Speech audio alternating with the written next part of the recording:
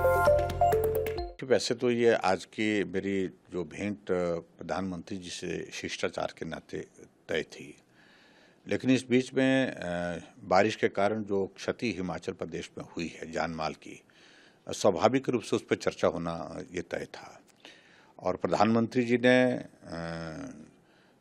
तुरंत जो है वो सबसे पहले इसी बात को लेकर के ही चर्चा की कि हिमाचल प्रदेश में बारिश से जो नुकसान हुआ उसकी क्या स्थिति है। मैंने अवगत करवाया। मैंने कहा कि 50 से ऊपर अ, लोग जो है मिसिंग है इस वक्त। और उसके बाद उस वक्त की जो सूचना हमारे पास अवेलेबल थी उसके मुताबिक 4 लोगों की दुखद मृत्यु हो चुकी है, उनके शव बरामद हुए हैं। और पूछने लगे इस बात के लिए कि अब की बारिश के शुरू होते ही नुकसान की बातें आई हैं, तो ये इसकी वजह क्या है? पिछली बार तो लंबा स्पैन था बारिश का, उसके बाद अंत में जो है वो नुकसान हुआ था, ज़्यादा नुकसान हुआ था। लेकिन अभी तो शुरुआत हुई है हिमाचल प्रदेश में एक तरह की बरसात की, शुरुआती दौर पर। तो कुल मिलाकर के मैंने यही जानकारी दी कि जो क्लाउड बर्स्ट की सूचना मिली हमको, और जिसके कारण जो ये नुकसान हुआ है। और नुकसान में अब की बार जो सबसे बड़ी चिंता का विषय है कि जो नुकसान हुआ है वो ज़िंदगी का ज़्यादा हुआ है।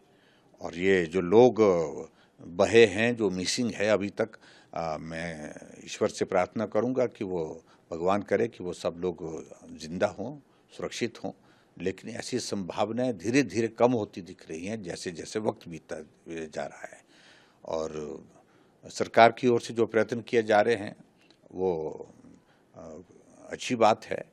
और मैं इस बात के लिए जिला प्रशासन को भी बधाई देना चाहूँगा, एनडीआरएफ को भी मैं बहुत उनका धन्यवाद करना चाहूँगा कि कुल्लू में जो 4 लोग जो मलाना प्रोजेक्ट में पिछले 3 दिन से फंसे हुए थे, उनको आज रेस्क्यू कर लिया गया, सुरक्षित निकाल दिया गया। ये बहुत बड़ी एक सफलता है, उनकी ज़िंदगी खतरे में थी।